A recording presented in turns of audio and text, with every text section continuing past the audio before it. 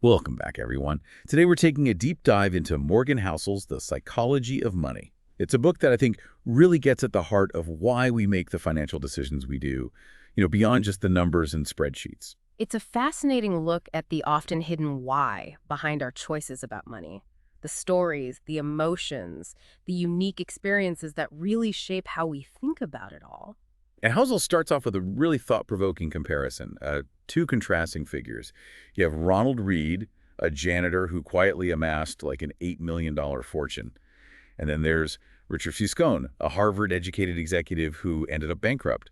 It really makes you stop and think, right? Like, what truly drives financial success? It's a great example, isn't it? It illustrates how crucial those often overlooked soft skills are, like patience, emotional control, things like that. Those often matter more than just pure technical know-how when it comes to actually building wealth. Yeah. And one of the first things the book tackles is this idea that our personal history, like our background, plays a huge role in how we view and interact with money. We all develop a unique money lens, Yeah. right? Based on everything from our childhood to like the economic ups and downs we've lived through. Right, and there's actually research that's been done that shows that a person's tolerance for risk, how comfortable they are with risk, is more heavily influenced by, like, the economic conditions they experience during, say, their teens and 20s, high inflation or recessions, than by, say, their education or how smart they are. That's amazing. So someone who, let's say, came of age during a recession, they might be incredibly cautious, even if they have a good understanding of how the markets work. And then someone who grew up during a time of booming growth, well, they might be more likely to take risks, even if they're not as financially savvy. Yeah, exactly. And I think this really emphasizes how crucial it is to understand that everyone's financial decisions make sense to them, Yeah. in that moment, based on their own story, their own background, even if those decisions seem irrational or illogical to someone else. Right. Okay, think about this. Lottery tickets. You see this especially, well, among folks facing financial hardship. And it seems counterintuitive, right? To spend money on a lottery ticket when you're struggling to make ends meet. But for some, that sliver of hope, that potential for a life-changing win, it outweighs the cost, right? It's a really clear example of just how deeply ingrained past experiences can be, especially when it involves hardship or, feeling a lack of opportunity. Our past can truly shape our present-day behavior with money, even if we're not consciously aware of it. I think it's a great point to reflect on, Yeah. Think about our own lives. Like, can we pinpoint a time when our past experiences, good or bad, influenced a money decision? Maybe an investment we made or didn't make. And what did we learn from that, if anything? It's a valuable exercise for all of us, taking a moment to reflect on those moments and to see how they might still be impacting our thinking. Because another really important point Housel makes is about recognizing when you have enough. Yeah, and he tells this great story about Joseph Heller, the author. He was at a party with a billionaire, and the billionaire was bragging, saying he made more money in a day than Heller made from his book. And Heller's response, yes, but I have something he will never have, enough. It's so simple, but it's so profound. Yeah, it really sticks with you. It reminds us that true wealth isn't necessarily about having the absolute most. It's more about getting to a point where you feel secure, you feel content, Mhm. and you're not caught in that constant chase for more, more, more. Because that chase, that relentless pursuit of more, it can actually lead to some pretty destructive choices, can it? Definitely. The book uses the story of Rajat Gupta, a businessman, super successful, who ends up in prison for insider trading. And he had everything, but that desire for even more to push past what he already had, it ultimately led to his downfall. It's a cautionary tale for sure. And it prompts this really big question for all of us, what does enough actually look like for you?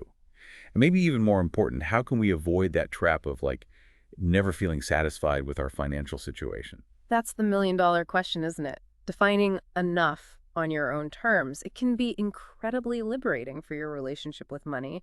And, another key to that long-term success that Housel talks about is understanding the incredible power of compounding. He actually uses a fantastic analogy to explain it. He talks about the formation of ice ages, Yeah. seemingly tiny changes in conditions like they build up over time.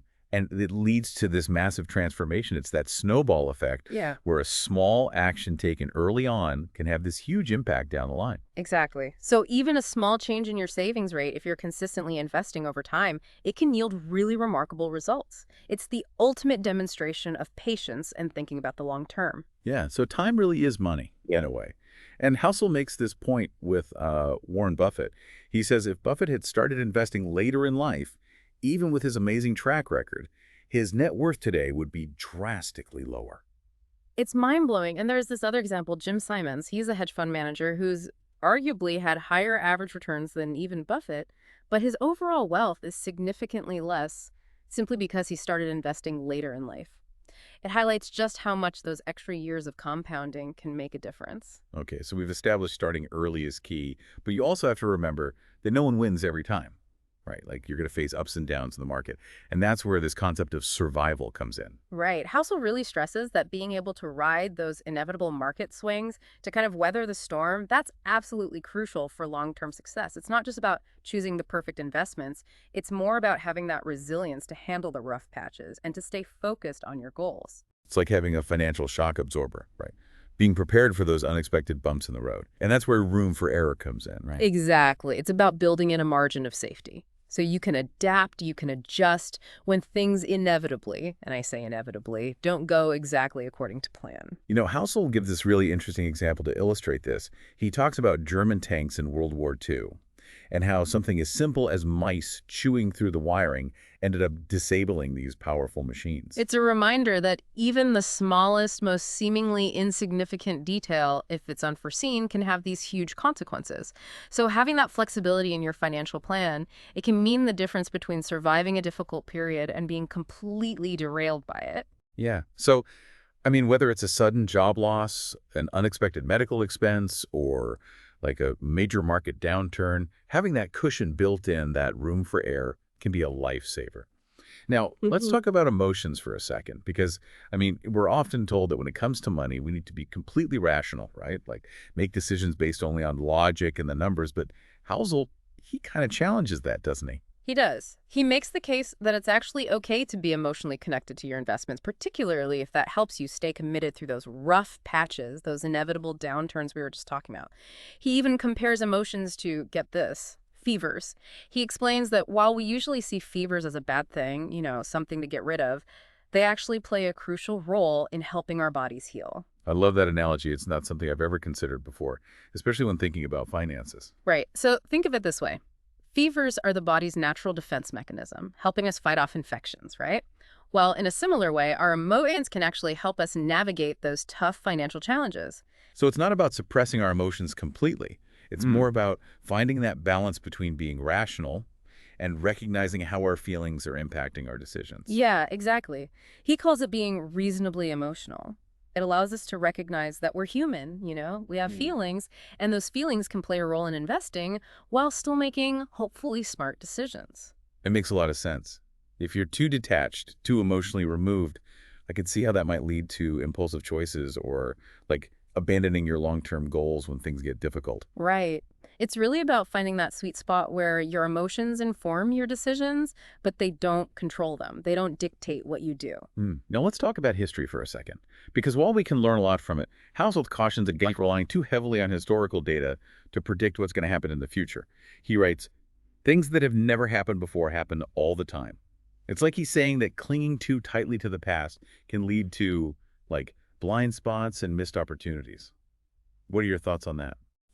I think it's incredibly important to remember that while history can teach us a lot, it doesn't offer any guarantees. I mean, the world is constantly changing, evolving, and something that worked in the past might not necessarily be effective in the future. It's kind of like assuming that just because the stock market has gone up over the long haul, it will continue to do so no matter what. But unexpected events can happen, right? Things change. And those structural shifts, they can really transform the entire financial landscape. Yeah. Think about, for example, the introduction of 401ks and Roth IRAs. They completely changed how people approach retirement planning. Yeah, so we need to be aware of the limitations of historical data, but at the same time, how can we make sure we're not totally discounting the lessons that history can teach us? It's a balancing act, really. You use history as a point of reference, but you also remain open to new possibilities, new trends, new challenges that might not have even existed in the past. And you got to stay flexible, adaptable, because the world around us is constantly in flux. And speaking of things that are constantly in flux, let's talk about financial bubbles. Oh yeah, let's do it. Yeah. Those periods of, what's the word, irrational exuberance, like the dot-com bubble, all that speculation. Yeah. They're alluring, but they can be incredibly dangerous, right? Oh, So why are they so hard to learn from? Why do people keep participating, even though, well, they know the risks? I think part of it is that during a bubble, it can be really difficult to step back and see the bigger picture. Everything seems to be going up, everyone seems to be making money, and that fear of missing out, that FOMO, it takes over. Housel uses Yahoo's valuation during the dot-com bubble as an example. Like, in hindsight, it seems crazy. But at the time, if you were a trader and you were focused on those short-term gains, it made sense to ride that wave of momentum. Right. Totally. It perfectly illustrates how bubbles can warp our sense of value. In the moment, it's easy to get swept up in the hype, to convince yourself that this time it's different, and lose sight of those underlying fundamentals. So how do we, as investors, individuals, how do we avoid getting sucked into that next bubble? Is there a way to recognize the warning signs and protect ourselves? I think it starts with understanding the psychology behind it, that herd mentality, the fear of missing out, and our tendency to overestimate our own knowledge and abilities. Yeah. It's about being aware of those tendencies, both in ourselves and in the people around us. And having an investment strategy that makes sense for you, for your goals and your risk tolerance, and not letting the emotions of the crowd drive your decisions. Exactly. Stay true to your own plan. Hmm. Now, one of the things I find really interesting is this concept of rich versus wealthy. Housel makes a distinction between the two, and I think it's incredibly important. So what's the difference and why does it matter so much? It's a really crucial distinction.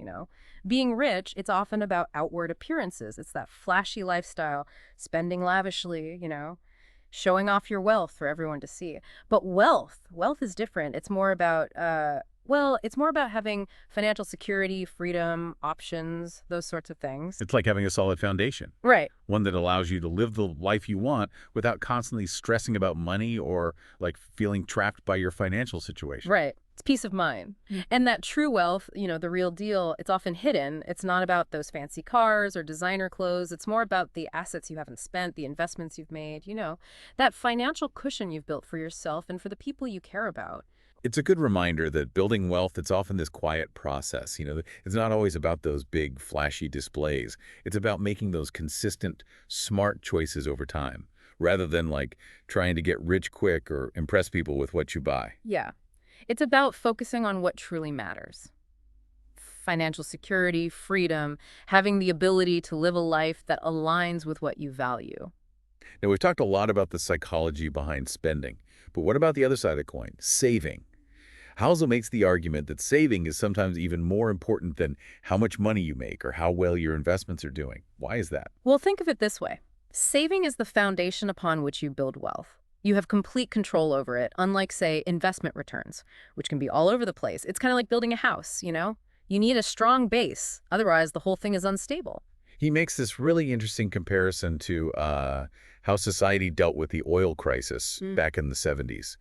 We didn't just solve the problem by finding more oil. We also got a lot better at using the energy we already had more efficiently. Right. It shows how important it is to make the most of what we have, whether it's energy or money. And just like energy conservation is good for the environment, saving money is essential for your financial health. It's like taking control of your financial destiny. By putting aside a portion of your income consistently, you're building a solid foundation for your future. And it doesn't matter what the market's doing or how much you're earning at any given time. It's a feeling of empowerment, wouldn't you say? Absolutely. And speaking of empowerment, let's talk about what might be the ultimate benefit of financial freedom, and that's having control over your time. It's not just about having a lot of money. It's about having the freedom to do what you want, when you want, with who you want, for as long as you want. Man, that does sound like the dream. But it's interesting because Housel contrasts this with someone like John D. Rockefeller, one of the wealthiest people in history. He was a recluse, spending most of his time alone, isolated, despite having all that money. Right. And it's a reminder that having money doesn't automatically equal happiness or even freedom. Rockefeller had the money, but he didn't really have the freedom to enjoy it, to live a fulfilling life. The key is to use those financial resources to build a life that's both enjoyable and, meaningful, a life where you're in control of your time and your choices. I think this is especially relevant today with how demanding our work lives are. I mean, the ability to disconnect, to focus on the things that truly matter, and to spend your time how you want, it's becoming more and more valuable, wouldn't you say? It is. So the question is, how can you use your own financial resources to create more of that freedom, that autonomy in your life? Maybe it's starting a passion project, taking a sabbatical to travel, or just having the flexibility to spend more time with the people you love.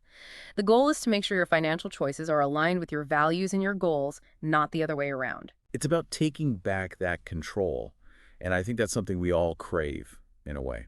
Now let's shift gears a bit. Let's talk about optimism, particularly when it comes to money. Because, I mean, Housel actually argues that pessimism, the doom and gloom outlook, it's often seen as more intelligent, more realistic. But he says it's optimism that ultimately wins in the long run. It's definitely an interesting take. You know, in a world that's constantly bombarding us with negative news, with predictions of disaster, it can be tough to hold on to that optimism. But Housel makes a compelling case that those who accomplish big things, especially in the world of finance, they often do it by daring to dream big, by believing in a better future. He points out that throughout history, a lot of the most successful investors, they were the ones who remained optimistic, even when things were really uncertain, like those who invested in the stock market after the Great Depression, or those who bet on the rise of, say, the internet early on. Yeah. They saw the potential for growth and innovation when others were filled with doubt. It's about recognizing that progress can be gradual and that there will always be setbacks along the way. But ultimately, human ingenuity, innovation, and resilience, they tend to win out in the end. Like the C.N. Dale Perry saying, right? It's always darkest before the dawn. Exactly. Yeah. And in a world that seems obsessed with negativity, it's vital to nurture that sense of optimism, to focus on the possibilities, to believe that things can get better, that progress can be made. So how do we strike that balance between optimism and realism? I mean, we don't want to be blindly optimistic and ignore potential risks, right? Of course not. It's not about ignoring risks. It's about acknowledging them while also choosing to focus on the potential for positive outcomes. It's about maintaining a balanced perspective and not letting fear paralyze you. So it's about finding that sweet spot, right? Mhm. Recognizing that risks exist, but also believing that positive things are possible. Okay, let's talk about something that can be a little controversial, especially when it comes to personal finance. Right. That's the idea of embracing your emotions, but reasonably. I mean, we're often told to be completely rational with money, to keep emotions out of it. But Housel kind of flips that script, doesn't he? He does. And you know what? I think it's because at the end of the day, money is tied to our hopes, our dreams, our anxieties. It's only natural to have emotional reactions to it. The key is to be self-aware, to recognize those emotions and make sure they're not the ones calling the shots? He uses this really interesting analogy to fevers. He Mhm. points out that we tend to see fevers as something negative, but they actually play a crucial role in our body's ability to heal. Right. And similarly, our emotions can act as valuable signals. They can alert us to risks, to potential opportunities, or to things in our financial plan that might need adjusting. They can connect us with those deeper motivations and values we hold. So it's not about ignoring or suppressing our emotions. It's more about using them as information, that part of the process. Exactly. He talks about being reasonably emotional, which I think is a great way to put it. It's about recognizing the human element in our financial decisions, recognizing that we have feelings and those feelings can have a place in the process. So let's say you're feeling anxious about a market downturn, right? Maybe that's a sign that you need to take a look at your risk tolerance, maybe adjust your portfolio a bit. Or if you're super excited about a particular investment, maybe it's a good idea to take a breath, do some more research, and make sure your enthusiasm isn't clouding your judgment. Precisely. It's about being aware of those emotional swings and not letting them push you into hasty or impulsive decisions. Now, switching gears a bit, let's talk about something that's often misunderstood, maybe even a bit mysterious, and that's financial bubbles. Those periods of, I guess you could say, irrational exuberance, like the dot-com bubble or the housing bubble, they can be incredibly tempting, but also really dangerous. Why are they so hard to learn from? Why do we, as humans, keep getting caught up in them, even though we know the risks? It's like, haven't we been here before? Why do we keep making the same mistakes? I think part of it is that in the middle of a bubble, it can be really hard to see clearly. Everything seems to be going up. People are making money left and right. And that fear of missing out, the FOMO, it takes over. Mhm. It's easy to get swept up in that frenzy and start believing, well, maybe this time it really is different. Yeah. Housel makes a point that during those times, it can feel perfectly rational in the short term, which is what makes it so tricky, right? People see quick profits, everyone's excited, and it's easy to lose sight of the bigger picture, the potential long-term consequences. He uses Yahoo during the dot-com bubble as an example. Mhm. Looking back now, their valuation was astronomical, almost absurd. But back then, if you were in it for the quick gains, riding that wave of momentum made sense at the time. Right. And it illustrates how bubbles distort our perception of value. Like Mhm. in that moment, it's so easy to get carried away, to ignore those warning signs because everyone else is doing it. So how do we, as individuals, as investors, protect ourselves from that? How do we recognize those warning signs and avoid getting sucked in? I think it starts with understanding what drives those bubbles, the psychology behind it. It's that herd mentality, the fear of missing out, the tendency to think we know more than we actually do. Being self-aware is crucial, understanding those tendencies within ourselves and recognizing them in others. And having a solid investment strategy, one that's Yeah. based on your goals, your risk tolerance, not letting yourself get swayed by the emotions of the crowd, sticking to your plan. Right. Don't let the hype dictate your decisions. Stick to your own plan, your own goals.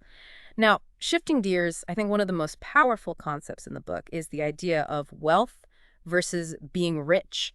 Housel makes a distinction between those two, and it really resonated with me. So what's the difference and why is it so significant? It boils down to this. Being rich, it's often about what you can see, those material possessions, the fancy stuff. Well, true wealth, it's more about what you don't see. It's about having that financial security, that freedom to make choices, that peace of mind that comes from knowing you're okay, regardless of what the markets are doing or what's happening in the world around you. It's like that feeling of having a solid foundation, right?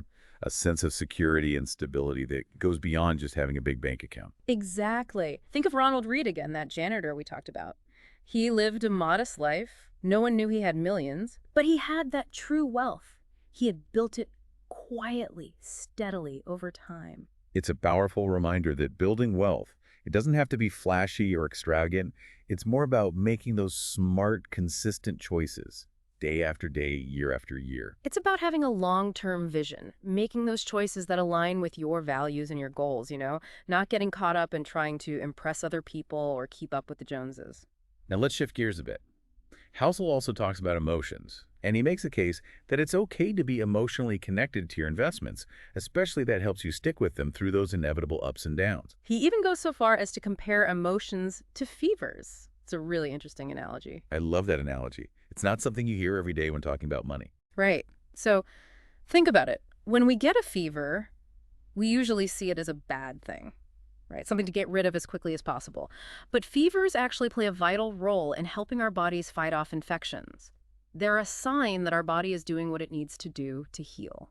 So in a way, our emotions can actually serve a similar purpose, especially when it comes to our finances. Exactly. They can be valuable signals alerting us to potential risks, to exciting opportunities, or maybe to areas where we need to tweak our financial plan. Emotions can connect us with our deeper motivations, with what truly matters to us. So it's not about trying to be emotionless robots, which I don't think is even possible for most of us. It's more about being aware of our emotions and using them as information as part of the decision-making process. He calls it being reasonably emotional, which I think is a great way to describe it. Yeah, I like that. So let's say I'm feeling anxious about a market downturn. Maybe that's a sign that I need to revisit my risk tolerance, maybe adjust my portfolio a bit.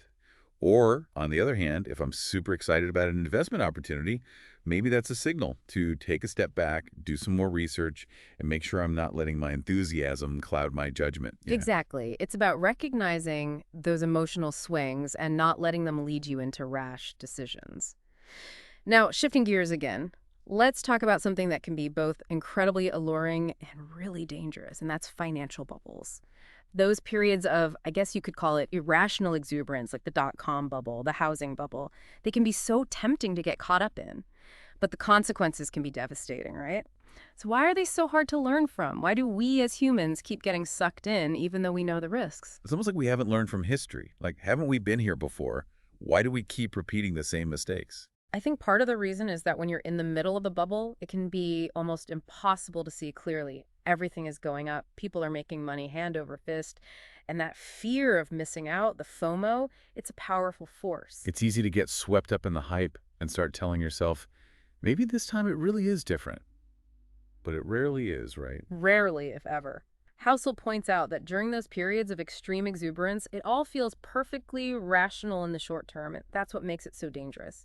You see those quick profits, you see everyone around you getting rich, and it's easy to lose sight of the bigger picture, the potential for those long-term consequences. And he talks about Yahoo during the dot-com bubble. In hindsight, their valuation was astronomical, almost unbelievable.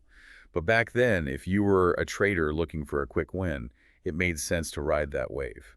Yeah, and it highlights how those bubbles can really distort our perception of value. Like in the moment, it's easy to get caught up in the hype to convince yourself that this time it's different, that the old rules don't apply, but they almost always do. Okay, so how do we, as individuals, as investors, protect ourselves from that? How do we recognize the warning signs and avoid getting sucked in? I think the first step is awareness.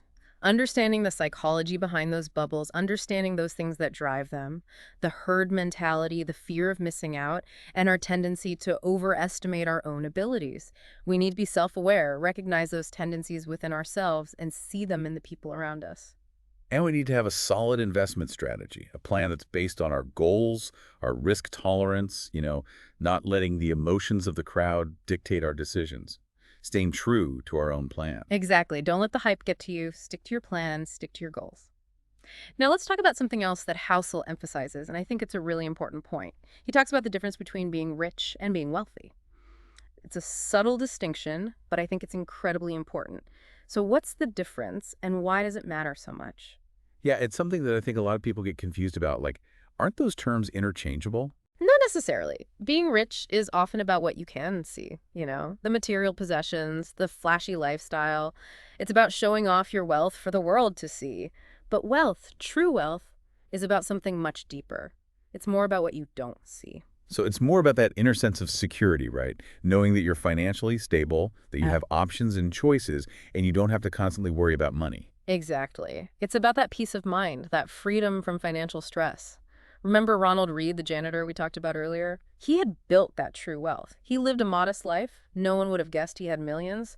But he had that security, that freedom. He had built it quietly, steadily over time. It's a great reminder that building wealth doesn't have to be about flashy cars or extravagant vacations. It's about making those smart, consistent choices day after day, year after year. It's about having that long-term perspective and making those choices that align with your values, with your goals, not getting caught up in keeping up with the Joneses or trying to impress others. So much of what we've discussed today really comes down to mindset, doesn't it? It's about how we think about money, how we approach our financial decisions. I think that's a great point. And one of the things that Howells really drives home is that understanding the psychology of money, understanding those often hidden biases and emotions that influence our financial decisions, that's crucial for building a healthy and sustainable relationship with money. Absolutely. And it's not just about becoming millionaires, right? It's Yeah. about building a life of financial security, freedom, and purpose, no matter what your income level is. Exactly. It's about taking control of your finances, making those choices that align with your values, and building a life that you love. Well, this has been such an insightful deep dive into the psychology of money. I feel like I have a whole new perspective on, well, pretty much everything when it comes to my own finances. I'm so glad to hear that. And remember, the key is to take these insights and apply them to your own life. There's no one-size-fits-all approach to personal finance. It's about finding what works for you and building a financial life that reflects your values, your goals, and your dreams. And remember, you don't have to be an expert or have a ton of money to get started. The most important thing is to start now, even if it's with a small amount. Over time, those small, consistent actions can lead to big results. That's right. The key is to take action, to keep learning, and to keep growing. Well, thank you so much for joining us on this deep dive into the psychology of money. We hope you found it valuable and feel inspired to take control of your financial future. It's been a pleasure, and remember, the journey to financial well-being is a marathon, not a sprint. So be patient, be persistent, and most importantly, enjoy the journey.